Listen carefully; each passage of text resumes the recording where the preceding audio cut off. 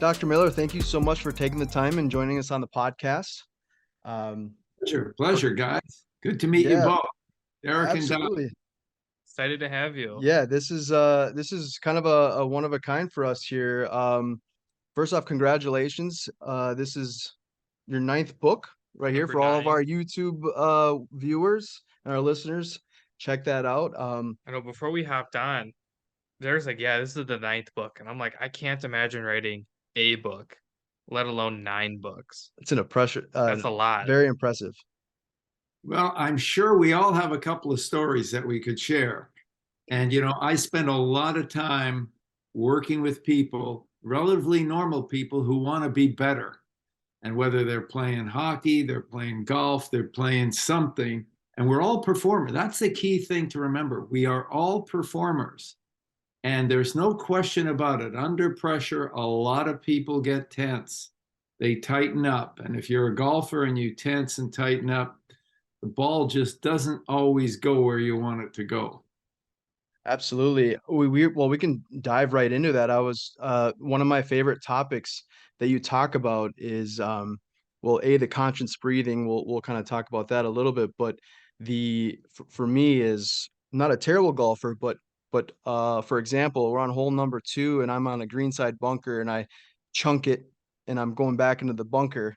Well, the very next hole, or maybe 4 holes down the road, my very next thought is thinking, don't chunk that, or don't, it's not a positive thought. It's more of an anxiety and a frustrating thought. So the book itself really has a lot of tools that I think most average golfers, whether you're a 10 handicap, 20 handicap, or a competitive golfer, can really apply. So, um, going into it, the rhythm, inspiration, direction, can you talk a little bit about that, about the like managing the emotions and like the conscious breathing and kind of what goes into that?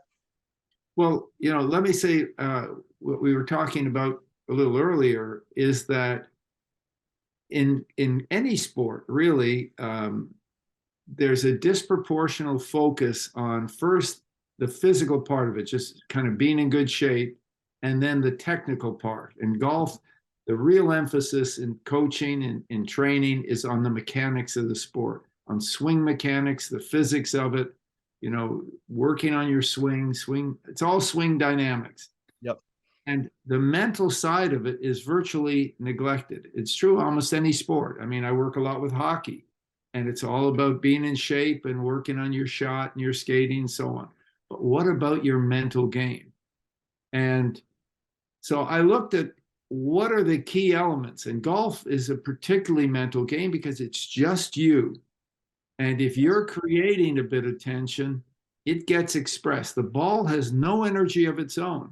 It gets its energy from you. And your swing gets tighter if you get tighter. And so, what can I do to stay smooth? What can I do to be in that good feeling zone? What can I do to maintain a positive mindset?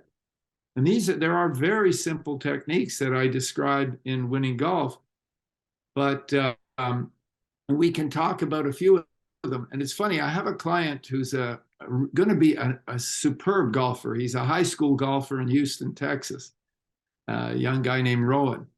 And I had a session with him. I'm not sure if it was yesterday. What's today? Today is Tuesday. Last night, I had a session with him every Monday night. And it's okay. I lose track of my days all the time too. So I had to think about it as well. I didn't know what today was. Talking to a group of people, actually, there's formerly the Golden State Tour is coming to this small town that I'm in, Borrego Springs, for an event here in 2 weeks, a tour event. And so I'm going to be talking to some of these golfers that are coming in. And I said to this young guy, what do you think? We've been working together for a few months. What do you think I should be talking to them about? What do you think is most important in the work that we do? And he thought for a moment, and he said, I think it's the breathing. And we'll go into this because the breathing is really key. And it's key for 4 or 5 reasons in dealing with the emotional side of the game. But before we get even into the feeling part, it's talking about the focusing part. And I want my clients to know that they're good golfers or that they're becoming good golfers. I want them to have a positive mindset about who they are. I'd like them to define maybe 3 or 4 strengths that they have as golfers. Why are you a good golfer? Why are you becoming a good golfer? And they may say, well, I'm long off the tee. My short game's good. I'm a good putter. Nothing, if I make a bad shot, it doesn't affect me. Nothing takes me off track. I persevere, whatever. I want them knowing that. I said, if you're serious about your golf and you get up in the morning, go in the bathroom to brush your teeth, and you see that beautiful face in the mirror, it's saying something positive to yourself about your game. I'm a good player and this is what I do. When you go to the course, I'm a good player. This is what I do. So it's just creating a good feeling about that. And, I think everybody would agree. A lot of pros would agree. Coaches would agree. It's really important to see the shot you want to make. Mm-hmm. And they all talk about looking for that target, know what you're shooting for, see the trajectory of the ball going to that target, create the kind of muscle memory, create a couple of swings that create that feeling of that you'd get hitting the ball to that place. Learning to incorporate this into a routine so that you kind of just feel good and have a positive picture in your mind when you get up to hit the ball. I think And breathing. Oh, well, sorry, I didn't mean to interrupt you. I was going to say, I think breathing is one of those very simple exercises or things you just don't really think about. And I love the way that you kind of Yeah, it's definitely one of the most overlooked exactly. things for your mental side of things, whether that's any sport, just in day-to-day life. I feel like people don't really take time to really breathe and connect with things, especially in I sports. Hmm. I absolutely agree. And one of the problems, if I just begin to start talking about breathing, people say, oh, it's just about breathing. So I'm trying to put it in a context, Sure. like you should be taking a breath as you step up to look at the shot you want to make. You see it, you should take a breath and take a swing. But the breathing process that I describe in the book, what I call conscious breathing, Hmm. really has 3 parts. The first part is just experiencing the natural rhythm of the breath. I really encourage people, and I outline very clearly in the book how to do this. And I tell people, read the instruction and record it so that you can actually listen to yourself, sit back and listen to yourself going through this process. But first is just getting into the natural rhythm of the breath. And I tell people, the breath is like waves in the ocean, Hmm. and you can always find the waves, and the waves will wash away tension. It'll just help you to feel more calm and strong. And so, And like most of your golfers that you work with, are you pretty much implementing all of these steps, like helping these players along the way? It's like far as focus on breathing and like being goal driven, different goals and things like that. I'm saying to you guys now, it's almost like a session. I want to know why they're good. I want to know what strengths they have. I want to see their routine. I want to be clear enough that I can picture it, but I want to bring the breathing into everything. And there's really 4 key reasons why the breathing is important. And the first is, as I said, it keeps you more calm and strong. Hmm. The second is it keeps you in the present. Just as you said, you make a bad shot and it's like, oh shit, I'm, and you carry that into the next shot or the next shot or the next hole, and it's a negative effect. And it's interesting. And so breathing, if I think this breath, I'm back in the now, and this breath, so it teaches me how to get back into the present. Nice smooth waves. And people say to me, well, in yoga, there's all this kind of breathing, or there's Wim Hof breathing, or there's that kind of breathing. And I say the waves go in and the waves go out. I just keep it real simple. Well, I like it. It keeps you calm and strong, keeps you in the present. Another thing I always tell people is that self-love, feeling good about yourself, really helps you to perform at your best. And the easiest way to love yourself is to take a breath. I mean, it's not like you take a breath and you say, man, wow, that was sensational, you know, It but it feels good. does. The interesting thing, and gets lost with people, is, well, I tell people, if I want to get stronger, I go to the gym and I lift weights. Yep. I know this, but I don't go to the gym. So understanding what I'm talking about, but not doing the reps is not good enough. If every day you do this breathing routine, it's almost like a meditation. You take 10 minutes and you do this. Eventually, under pressure, you now have the ability to really regulate your intensity because you've done the work with this every day. It takes time, it takes training. And so the first thing is just rhythm. The second thing is drawing energy to you. You want to be inspired. You want to be strong. You want to be powerful. Draw the energy to you. There's energy all around. Draw the energy to you. And the third thing, of course, is directing the energy. And there's a part of that breathing exercise where you're breathing in energy and you imagine the feeling of energy flowing down your arms, into your hands, right into the shaft and the head of the club. Energy flowing down the legs into the feet so that you're grounded. You really have a solid, powerful base. Energy flowing up into your head, into your eyes. It's almost like a big 5-pointed star. Sure. You know, eyes, hands. And I sometimes tell some of my clients, I said, remember your strength as an athlete. You have the good head, you have the good heart, you have the good hands, the good wheels. You can be doing this kind of stuff. People think you're, very religious, but you're just reminding yourself the good head, the good heart, the good hands. That's me. Sure. It's creating the good feeling and the good focus. So we're currently in Minneapolis at what, 40 degrees outside right now. So we were talking about this beforehand. You It's got all actually 36. 36. Okay. So in any case, we still have Let the snow on the record ground. show. Yeah. So but all these different tips, and again, the breathing, like that is something that's not very difficult to do, but it is putting that effort, like you said, like what to do. Now you got to do it and make it a habit. And I feel like I feel like it's one of those things people know they have to do, but don't take the conscious effort or the steps to make it, a priority and actually yeah, do not it. even a priority, but just like a little part of their day. Yep. Because it doesn't necessarily have to be a priority, but you just have to, set aside 10, 15 minutes, Hmm. breathe. It's kind of like Yeah. stretching. Like nobody stretches. Dom, I said earlier, we're all performers. I Hmm. mean, we're on camera right now. We have to, in a sense, perform. I mean, somebody is, a single mom who's got a job and 2 kids to look after. She's got to be performing all the time. I Yep. mean, we're performing. If we're in sales, we're performing. If any sport, we're performing.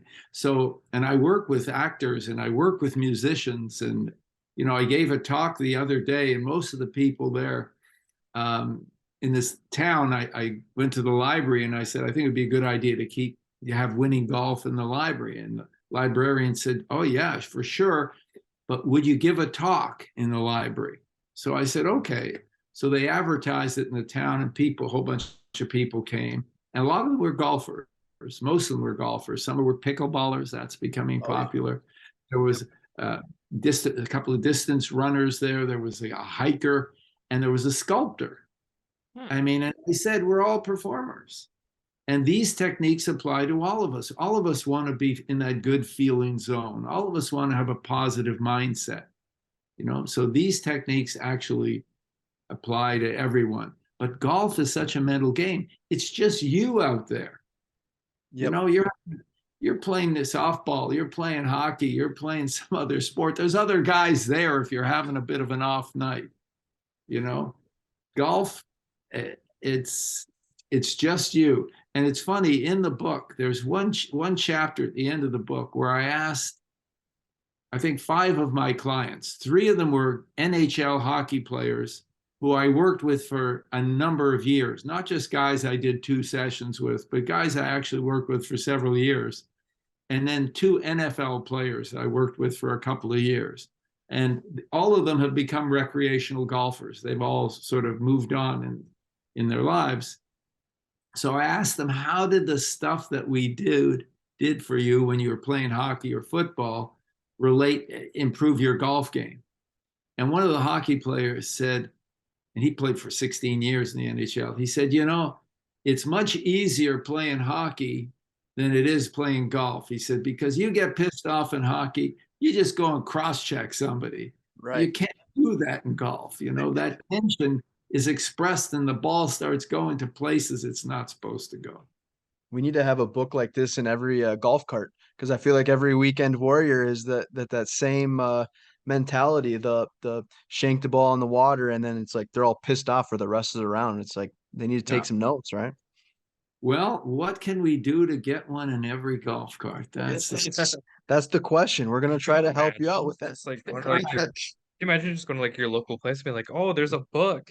Yeah, we're on to something here. Yeah. It's the local golf library cart. You got one in every golf cart at every local course. We There's kind one of other technique. what There's one other technique yeah, I mentioned in the book, and it's interesting. And that is, I do a number of things with visualization. We talked about visualizing the shot and visualizing goals. We talk a lot about goal setting, but also I ask athletes. I could ask you guys to pick an animal that would give you the feeling you'd want to have if you were playing great. I like So, that. I remember reading that. what would you pick, Derek? Well, Oh God. I remember some of the answers on there, and I'm trying to remember the animal they picked. But for me, Do you want me to go? I'm gonna say a shark, and I think Okay. that could have been one of the answers. But I think the reason for that though is I, I'm I'm I'm a friendly person, but like once I get on the course, and if we're playing for whether it's just competition or anything like that, I'm a competitive person. I want to win, and I want to Okay. take you out. So I would say probably a shark. I would want to say like a tiger because of the Tiger Woods or something like that, but I don't think that's really enough. Well, it's interesting. He's Tiger Woods. It's an interesting thing. What about you, Yeah, Dom? What would you pick?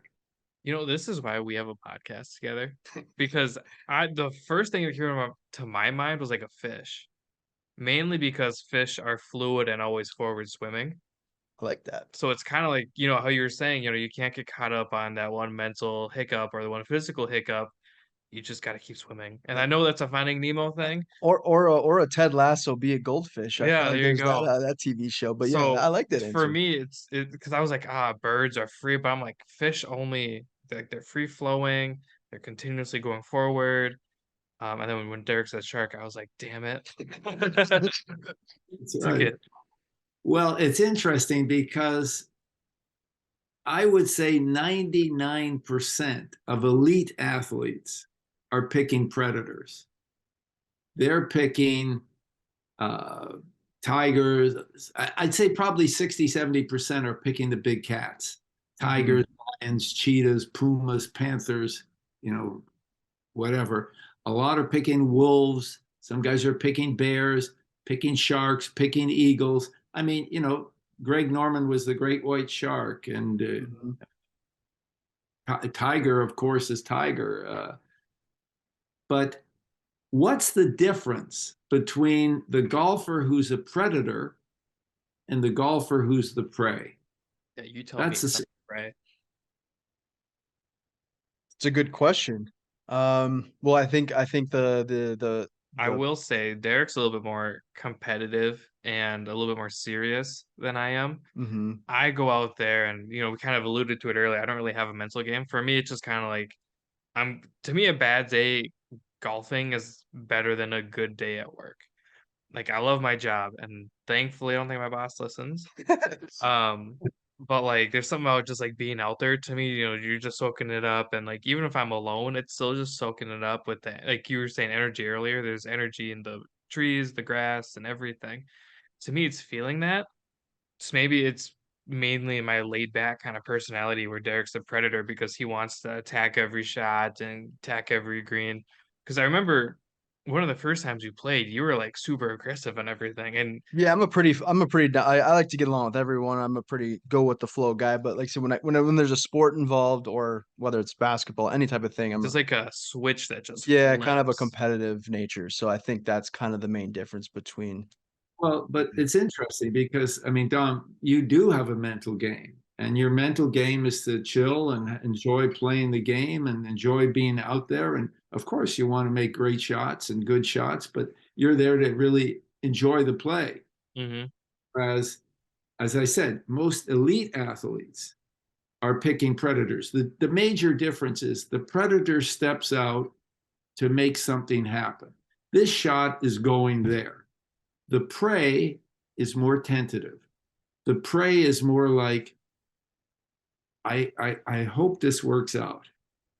And That's me. there's that element of angst in there. And as I said, the ball has no energy of its own. It gets its energy from you. And if you're creating a bit of tentativeness, it interferes with the smooth flow of the swing and the smooth direction where the ball is going to go. I love So, that question. It's actually a very interesting question. So would you say it's better to be a predator versus the prey, or do you think there's like a place for both in the game? well, I think if you really strive to be an elite player, if you really want to be the best player you can be, if that's your priority, I definitely think being a predator is what you want to. There's a case there. It's a true story of one of my clients who's on one of the lesser tours. I mean, this guy came out of college, aspired to play in the PGA, and he struggled for a few years in these lesser tours.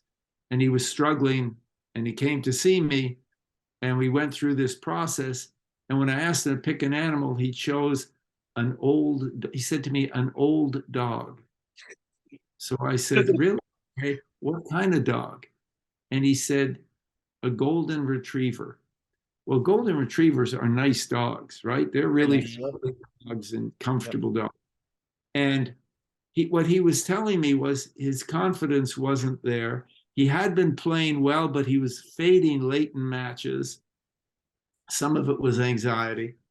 And I said, the golden retriever is not going to cut it for you if you want more. And I said, I want you to rethink it. And he came back with a lion. And he started, and I say, when you're walking down the ferry, walk like a lion.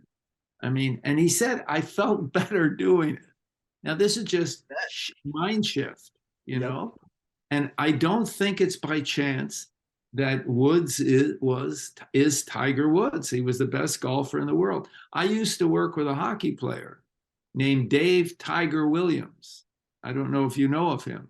The Mm-mm. most penalized player in the history of the National Hockey League. 4,000 penalty minutes. This Wow. Jeez. and a really good player. I mean, he scored 30 goals one year in the NHL.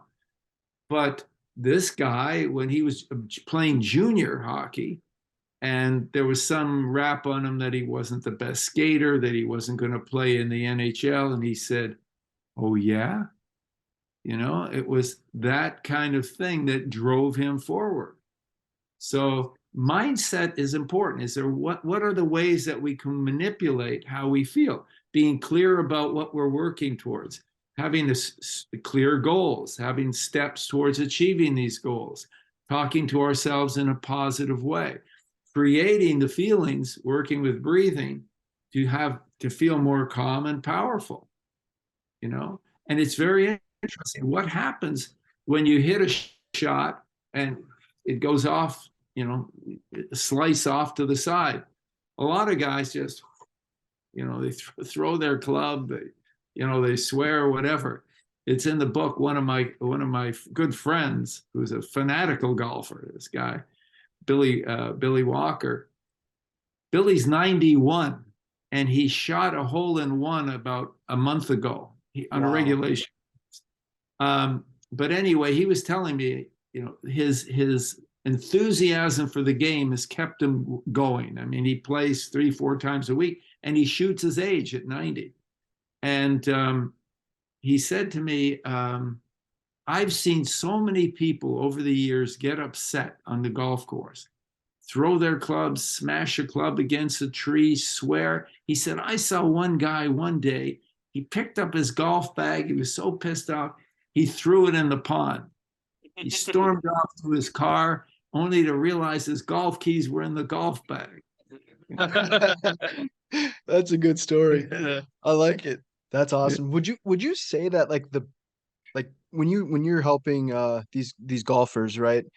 I mean, majority of the issue is pretty much all mental, correct? Whether it's like anxiety or just not thinking properly, because you'd feel like the physical part of the game, once you're at like the collegiate level or you're going to a lower tour, like they all have that swing. They all know how to hit the ball in the fairway. They all, for the most part, right? Would you say like that's really the main difference to kind of setting yourself up from being an amateur or to the next level as a pro?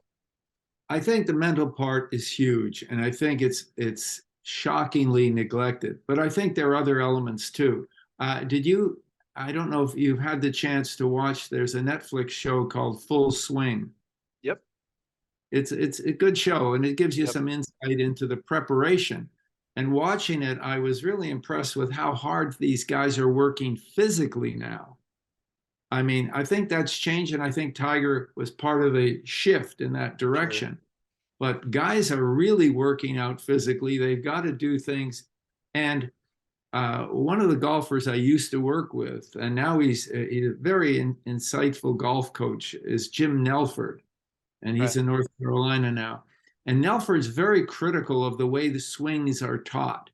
He said there's so much tension and torquing and being uptight that he feels it actually generates more adverse brain activity. It creates anxiety. That, you know, rather than, you think of a lot of sports where there's just more flow. In baseball, the lower body steps in, and then you stride into it, and a pitcher strides and then the arm follows. In Mhm. golf, a lot of it's very rigid and uptight kind of stuff, and he said it makes people uptight. So I think there are elements. There's a lot of elements. It's a complicated game, and the precision game. It's not like, well, it would be easier if it was like just how many shots to hit the green, you Right. know? Exactly. Like in your opinion, mentally, what is the toughest sport? I know you've worked with all sorts of different athletes all over. Do you have like a, would you say is golf someone that plays golf, or what would you say? They're different. I mean, they all have their challenges. I think tennis is very difficult too. You're on the court by yourself for a couple of hours. And it's the same thing. If you're not playing well, you start to get down on yourself, and it just exacerbates the whole thing. It just gets worse and worse. The individual sports where you have to keep performing are very challenging mentally in that way. Sports, I worked in the NFL, and I've worked, in the NHL. Those physical sports, as this guy was saying, you can bang somebody, you're starting to get upset. You can express that upset. You can't do it in golf. And this is interesting. I hope people can see this Oh yeah, clearly. there we go. Yeah, Perfect. yeah. This is something that shows the relationship between performance. So this is performance. This is Yep. maximal performance. And this is emotional intensity, or you could say pressure for that matter. And we Sure. see no intensity, performance is low. But as people get more and more dialed in, now they're in a good zone. They're feeling good, and they're playing at their best. Now they're starting to try harder. They're getting uptight. They're getting frustrated, whatever, and performance drops off. And this is where the elite golfers have their issues. They Gotcha. start, you know, they're dialed in. They want to play well. They're not just going around the course and having a couple of pops and just being super casual. No, they Sure. want to do well. And if it's not going well, and they're watching the leaderboard, and you know, it's in so many sports when the scouts are watching you, or what happened, you start efforting a little more, performance drops down. So I'm always asking my clients, on the scale of 1 to 10, what number would you be at your best? And most people are somewhere in that range of, say, I'd say 6 to 8. Hmm. And um, so I say, okay, let's say, you say 7 and you're feeling 8.5. What can you do to smooth it out? And again, it's how you talk to yourself. It's taking a breath, it's staying, but you have to practice this so that when you get away from the ring, away from the course, Of course, so yeah. that when you are actually under pressure, you have something to fall back on. You've built up enough of what psychologists would call habit strength to really be able to maintain some modicum of control. Otherwise, it's like, and I have a technique where I show people how to create extra tension, let it go, and take a breath. And that will clear the screen for a moment. And then you have to put in a positive thought. So That's it's, what we again, all need for the first tee right there. That's what we all need, yeah. right? Well, That's always the most. Oh, go yeah. ahead. No, I was going to say it's interesting. In the book, I mentioned there's one chapter on the sub 60 club. Hmm. These are all these PGA guys who shot rounds less than 60, and there's not many of them. And I'm trying to find out what's the common parameters. Of course, they were all putting lights out. Um, but there are two guys I describe in the book, and I've talked with them at some length, who shot the best rounds ever on a regulation course, and that's 55. That's wild. It was a Jim Fear because one of the guys that shot a 50, he was at 8 or 59, I think. But I he's think it Yeah, was eight. he shot a yeah, 58 or 59. yeah. But these two guys shot 55. And one of them, the first guy ever to do it, was Ryan Gibson. And I Okay. was talking to Ryan about this. He's been on the tour and off the tour on lesser tours and so on. Nice guy. And he was saying that that day that he did this, it wasn't a PGA event. He was playing with some buddies.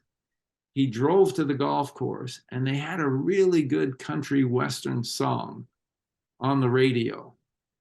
And he said, geez, man, that song is just going through my mind all day. I was kind of singing that song. And I said, well, breathing is cool.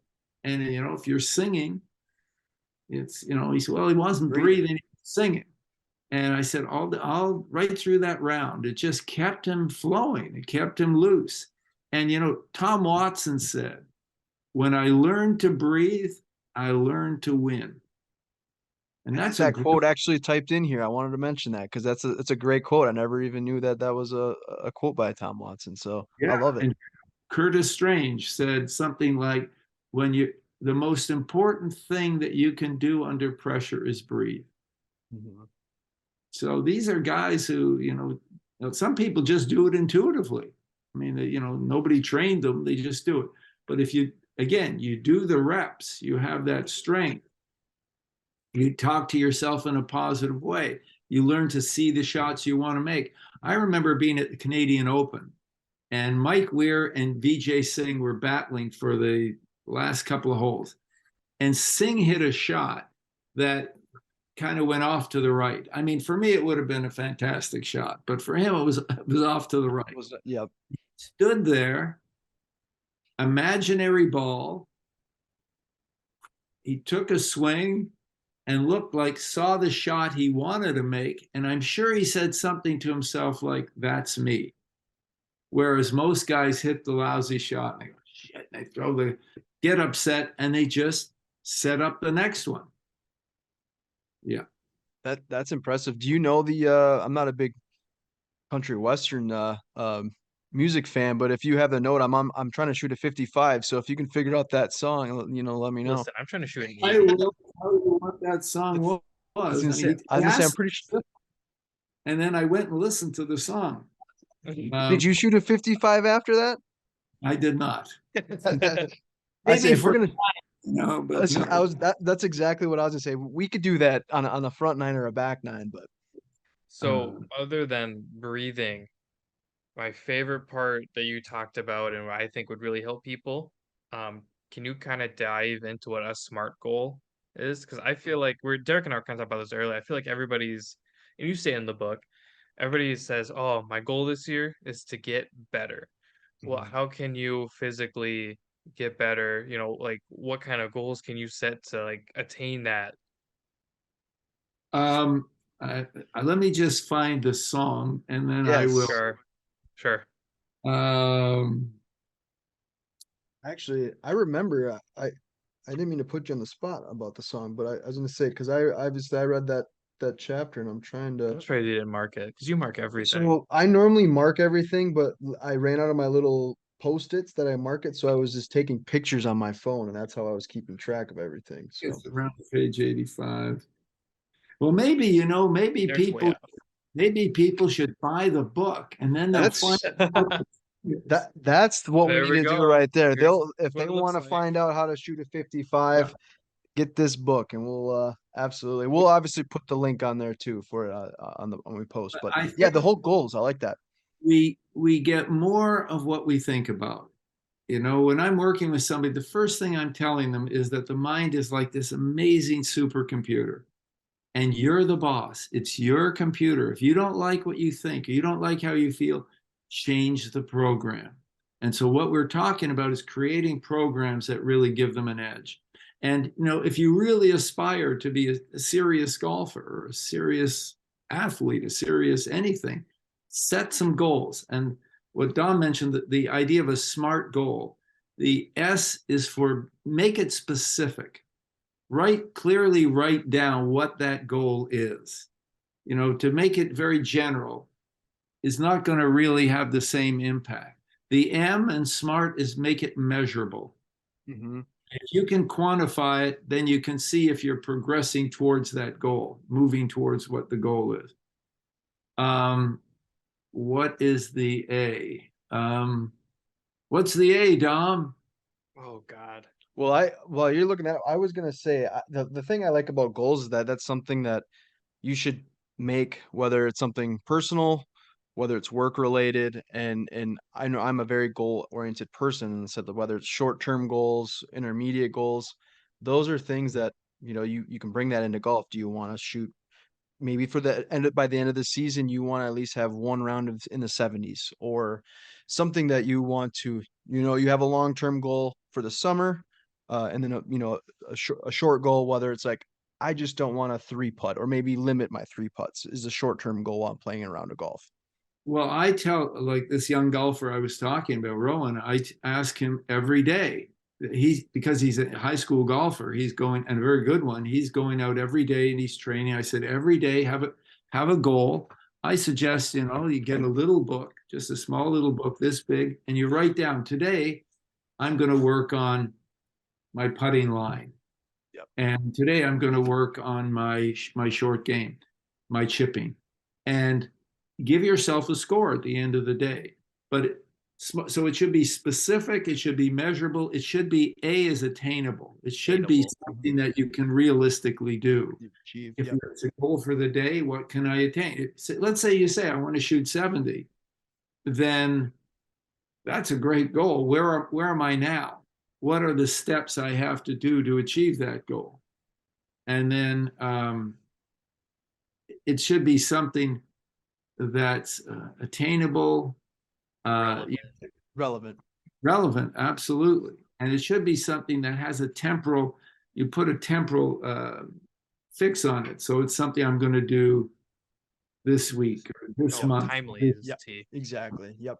And that's kind of like something that I've never really incorporated in the game of golf. For me, it's more or less I'm a competitive golfer, and it's try to shoot the best round that I can shoot. However, like I think the whole part of eliminating my three putts, because putting is probably the most difficult part of that's the hardest part for me. I think that's for probably most average golfers. I feel like putting is pretty difficult.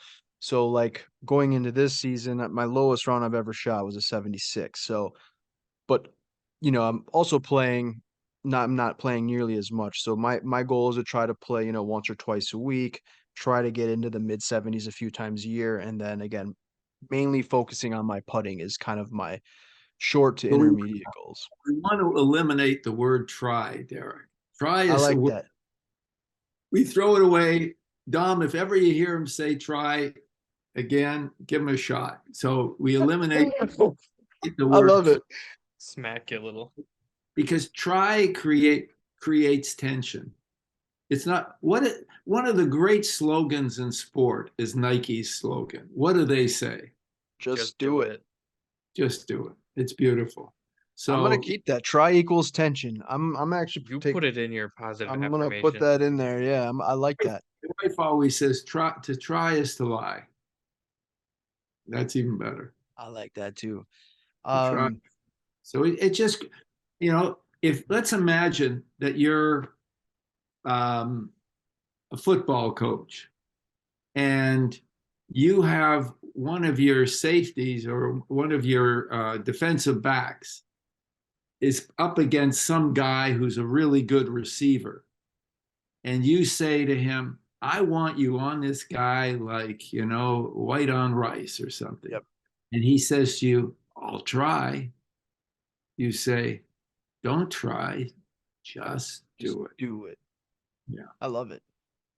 I just made note of that right there. So I appreciate that. Well, but Um, it's simplistic, but the way we talk to ourselves makes a difference. And that's what we're working with when we talk about focus, feeling, and attitude. And with focus, it's what we say to ourselves, it's the images, the movies that run through our mind.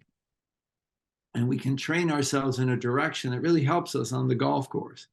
And then there's the feeling part, which has a lot to do with breathing and getting that feeling of energy flowing through the body, getting the good feeling. And the attitude thing really has two areas. And one of them is, I guess, commitment. And I define it kind of, are you willing to do what you have to do to achieve the goals you want to achieve? And that's why we go back to, setting clear, smart goals. I think you And might have said something right attitude, almost anything is possible. Attitude is a matter of choice and we get to choose. I think that's something that I kind of made note of. And I think that's again simple but very effective as long as I mean, I attitude is everything. I was on a plane years ago. I was flying somewhere and I was talking to sitting next to this woman, First Nations lady. And we were talking and, what do you do? And, and she was curious about what I did. And we were talking about attitude. And she's the one who said, attitude is a matter of choice. And I said, wow, that's a keeper. Powerful. And I love it. Yeah, absolutely. My grandmother would always say that to me. She would always tell me that, if I'm bored, I chose to be bored. If I'm in a bad mood, I chose to be in that bad mood. you Very don't want to true. hear it, but she's right.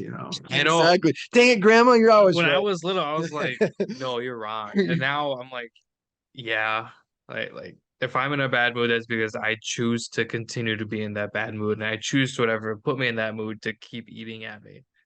But so I'm saying in the book, if your goal is to be the best golfer you can be, if that's truly your goal, then whatever comes up, you've got to use it.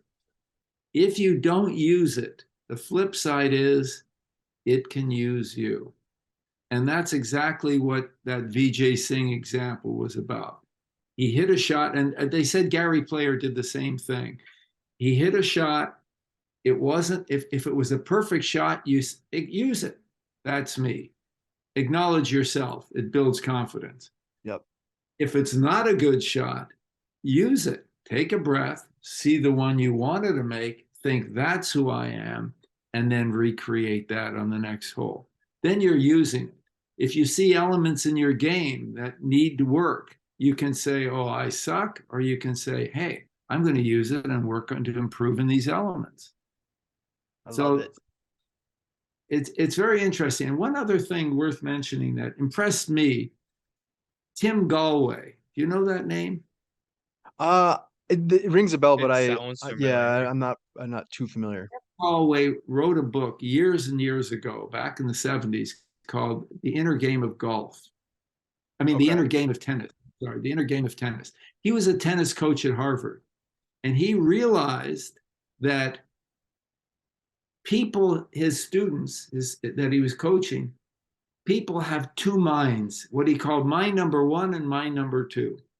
And mind number two, if you've been playing a while, not a little kid, but you've been playing a while, mind number two knows what to do. And in tennis, mind number two knows how to hit the ball. Mind number one is like this little executive mind, your super ego. It's always watching you.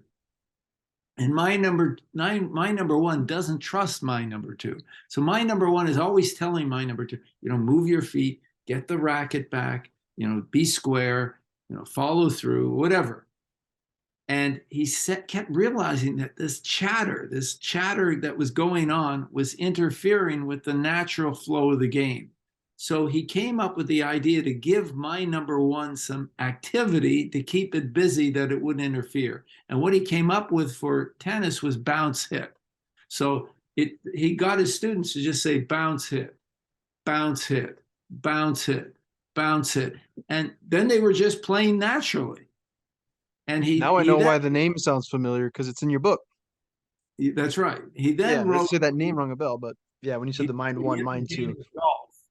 Yep. And in golf, he came back with a da da da da da da da at the top of the backswing. Does you hit? I just make it simpler. I say breathe in, breathe out, breathe in, breathe out. And he went on the inner game of, and he has a very interesting guy. Well, when I was talking to Ryan Gibson, I mentioned it in the book. I was talking about mind one and mind two. And he said, I did talk to a psychologist years ago. And the guy said to me, I should give that part of my mind a name. And I call it the weasel. He said. Sometimes he wants to tell the weasel to, F off, leave me alone. We have that chattering thing. And that's why we have to be able to talk to ourselves in a positive way, see the things we want to, create, be thinking smooth, be walking like a lion, be on the hunt, be positive, creating the mindset, creating the vision, creating the feeling. And then suddenly our score is going down, down, down. Well, I can't wait to email you or message you and let you know how much my score is going down by reading this book. Like I said, I'm going to take these right now. It's 40 degrees, like we had mentioned, or 36, but I've definitely am eager to use these topics. And I know we've talked a lot of different talking points in the book, but I wanted to know, like, how long did it take you to write this book, and like, what are some of the challenges that goes into writing a book? Because this is your ninth book. We talked earlier, we couldn't imagine writing one book, let alone nine. So, like, how Well, long has it taken? it's like a lot of things. There's a lot of things we'd like to do, but it's having the determination, using those SMART goals. Dom, you use your SMART goals and you can write the book. It's what. Well, I mean, let's say you have an idea of, I'm going to write a book about podcasts. Okay, so you say the super podcasts. You put that in the center of your theme. Then you start writing like spokes on a wheel. What are the elements that would go into making this really good? And Sure. then you start writing about one of these spokes. And then you start, if you have experience with it, you start talking about what other people have said about different podcasts. And I worked with a lot of golfers. And so there's a lot of stories. And then it's fitting the stories into this structure. And giving the good coaching advice, fitting the things in about the elements I think are important. And in that golf book, there's probably 75 golfers at least that we're quoting through the book. These are, the best golfers in the world coming out with thoughts that substantiate the various things that we're talking about. So it's like, how do you go about doing it? First, I mean, it's having the desire to say something. And I've written a number of books, and a lot of my friends were always saying to me, so you got to do a book on golf, golf is such a mental game. You got to do a book on golf. You got to do a book on golf. And then finally, I did a book on golf, Did it? Yeah. I love it. I'm sure you've kind of already answered this, but you have all sorts of great advice in this book. But if there's like one piece of information that you would suggest to any amateur golfer, what would that piece of advice be? Well, I almost like to give three pieces of advice. One, I like what Tom said earlier about really enjoying the game. Enjoy your time on the golf course. If you can do that, the core human emotions are love and fear. And when we love something, we move into it, we expand. When we fear it, we contract, we tighten up. If you can love to play the game, love to be out there, love to have the freedom to take a few hours to play. So I'd say enjoy it. And then I think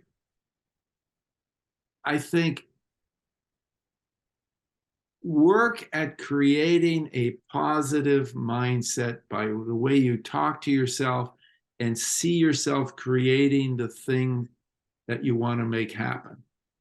There's an amazing story of Jim Carrey. I'm sure you've read about it, where family was struggling financially, and he went to LA and he wrote himself a check with a date on it, and it made the check out to him for $10 million, that he was going to get paid $10 million. And sure enough, at the time, several years later, when that check would have come due, he got 10 million bucks for making, I think it was Dumb and Dumber. And he says about that experience, you don't just write the check and then go out and have a sandwich. It's like you write the check and then you got to do the work. Yep. But so I'd say be clear in your mind what you want to make happen. Enjoy playing the game. Get some positive thoughts and positive work of imagery to make it happen. And maybe to me, the most important thing is learn how to create the feelings with breathing, conscious breathing, that really help you, sustain you, shot after shot, day after day, in whatever you're going to do. Those are great answers. I love that. So if someone wanted to reach out to you, Oh, hold on. go We ahead. didn't ask my good Oh, question okay, that we we got were another talking about. question. So Sure. we were kind of sitting around and we're Oh, like, yeah. do you think he like watches sports and goes, they should have been breathing more, or like, they should have been, Maybe he smart shanked it goals. right, and then Yeah. he's like, I can help that guy with that. Do you ever like find yourself going, wow, they should have done this, or this differently? I just feel I absolutely. I see people at times who it tends to be that they kind of look upset. They're not enjoying themselves. They're not enjoying what's going on. They're getting frustrated. And I think I could help that guy. There's just a guy, I won't mention his name, but he's been struggling. He struggled in the last Masters coming up next week. He's struggling in the Texas Open, or the Texas tournament they had last week. And I said to a friend of mine, a good friend of mine, Brian, I said, I should be talking to that guy. Absolutely. You see that all the time. Or I was It watching one of the NHL goalies, who's a really good goalie, been struggling. And I talked to one of the GMs and I said, I should be working with that guy. So absolutely, I do say that. Are you? I mean, obviously, we're talking about the Winning Golf book, but as far as like you have a wide range of customer base and clients, how often do like for a golfer, for example? I mean, is it a couple sessions? Does it go a couple years? Like typically, what is like, how does that work? If someone wants to reach out to you and needs your assistance, like what do you offer and how long is that? Normally, I would ask for a 2 or 3 session introduction. So 3 sessions to get people going. After that, sometimes that's all I see people. And Mhm. sometimes I'll see them for years. I Okay. mean, the guy in the NHL, I mean, I saw him for like 10 years, and I might see him 20 times during the season. We do it virtually. And, for him, it was like I wasn't his coach. I wasn't his dad. I wasn't his wife. It was somebody he could talk to about what was going on, and, just give him some feedback in a sense. Sure. Number of people I've worked with in all sports that I've seen for years. But it's really, I would say, a 3 session introduction would give people the tools. The first session, we go through the basics. The second session is usually about 2 weeks later, when they've had a chance to practice this stuff. And then the third session is maybe a month later, when they've really sort of been working with it and do some adjusting. And then Sure. but people say, well, I've got a big tournament coming up. I've got NCAAs, I've got whatever it is, and they want to just go over some stuff. And usually we're going over we're just tweaking the same thing. It's fine tuning and reminding people, getting them to love themselves. Sure. Remember what we said, that self-love, feeling good about yourself, is something that really helps you to be at your best about anything. Yep. And the easiest way to love yourself is to take a breath. Well, Dr. Miller, I really appreciate your time. This has been fantastic. And again, love the book, and I can't wait to use these techniques and different like the breathing and all that, take it right to the core. So, and You could even use in different parts of life. my shark is gonna come out on hole number one in the first round of golf. That's for sure. Great. I mean, it certainly did. And Yeah, absolutely. Jack Nicholson's a great, the Golden Bear, you know. Oh, yeah. Nicholas Round. Okay, guys, you know, Thank you so much. put my website or put my email address on the thing if anybody does want to contact, and I'm try and respond. Absolutely. We Thanks can do so that. much. Yeah. Bad word. I will respond. Yes, there you go. I love how you caught it. I love did. it. Thanks Okay, again. You be take well. care. Yeah. Bye now. Bye bye.